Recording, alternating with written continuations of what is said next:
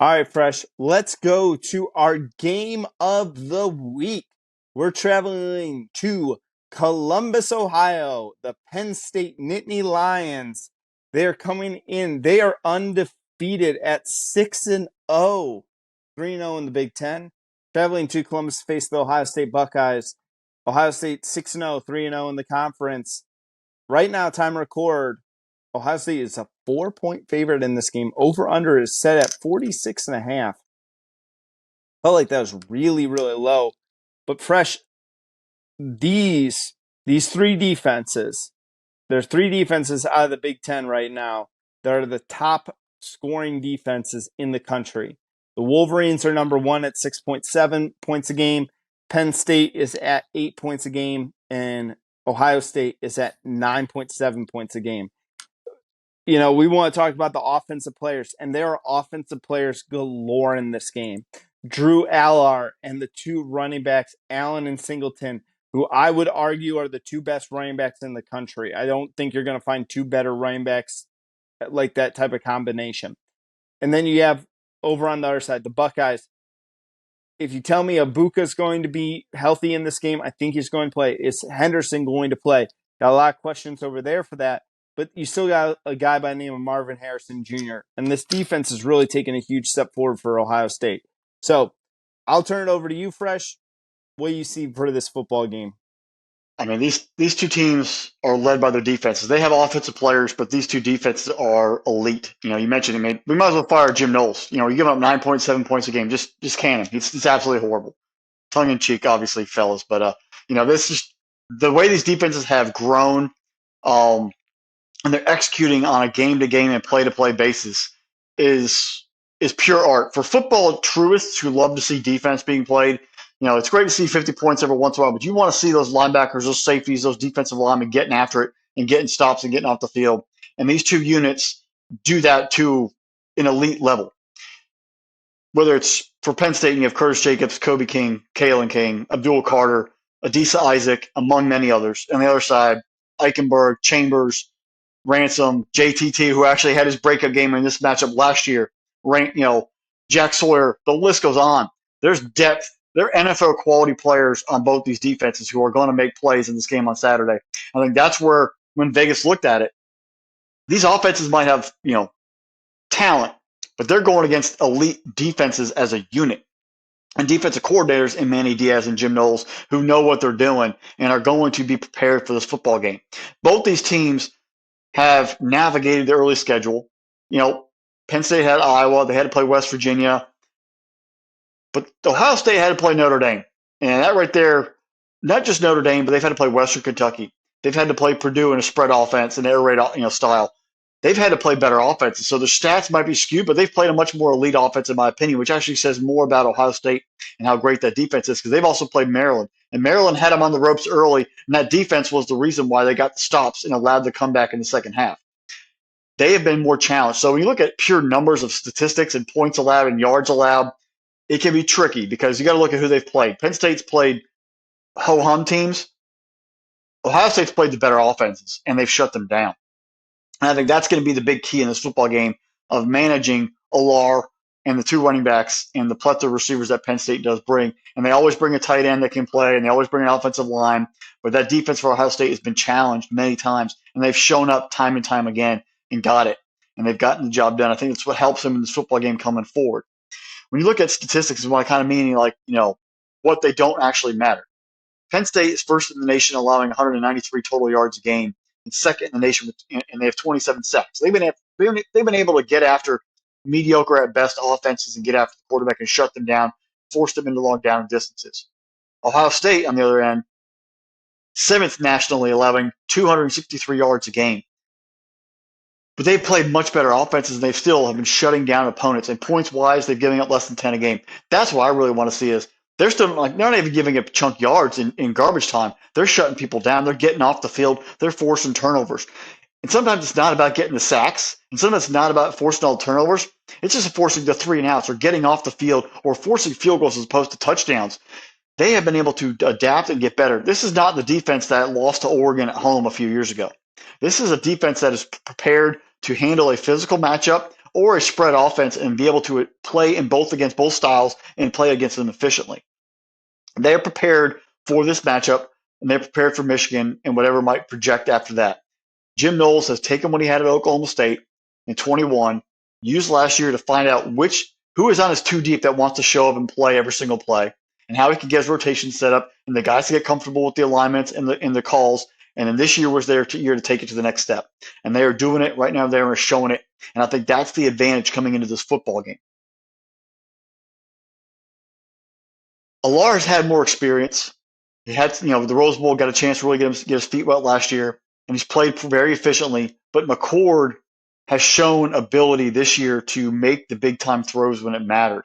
They were actually down to Maryland. Penn State has not had to deal with a comeback effort where a quarterback's had to grow up down the stretch and make some big time throws.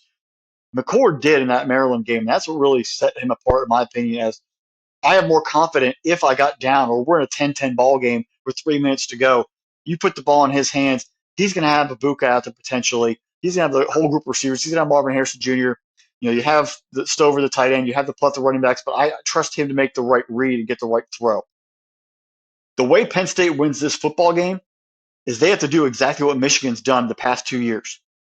Keep the game tight, be physical, play the game tight, be physical, and then in the fourth quarter, you're worn out Ohio State and you find ways to get touchdowns late. That's how they've done it. Ohio State has actually led the past 2 times they played Michigan. They've been in the game, and then in the fourth quarter, they kind of stumbled, and Michigan was able to pull away. That's the only way Penn State wins this football game on Saturday. If they get physically tough and they play a full four-quarter game, and they find ways to manage the game, and Ohio State just doesn't have enough late and they get tired. If Ohio State's defense can play a full 4 quarters, watch out. The Buckeyes will win.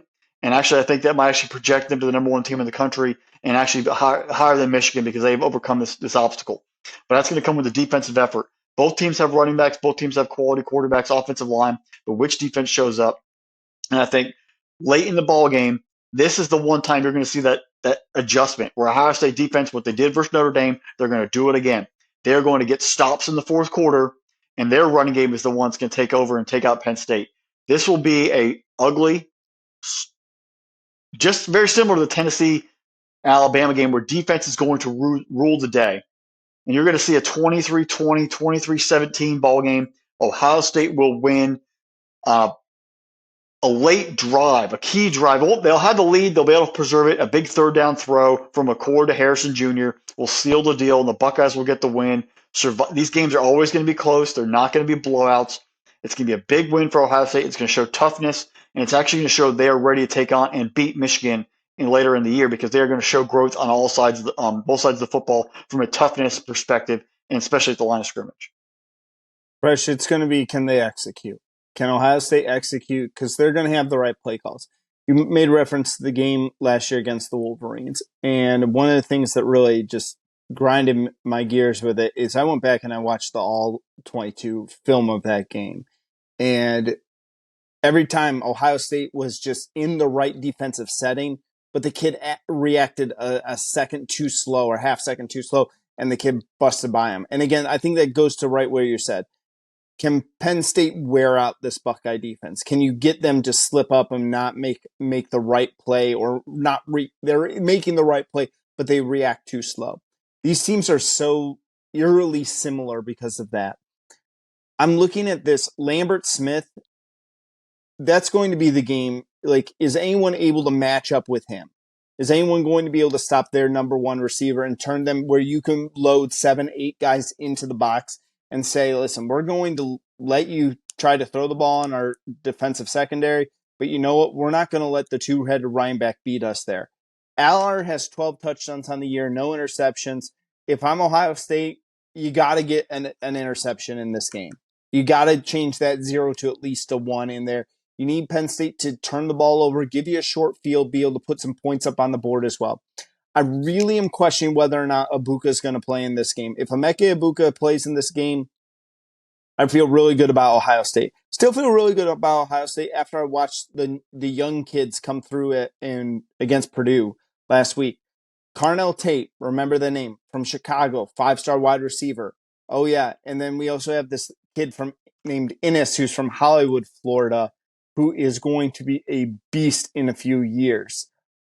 Both of these kids remind me of Harrison and Ibuka early on their career when we had Garrett Wilson and we had Chris Olave and JSN.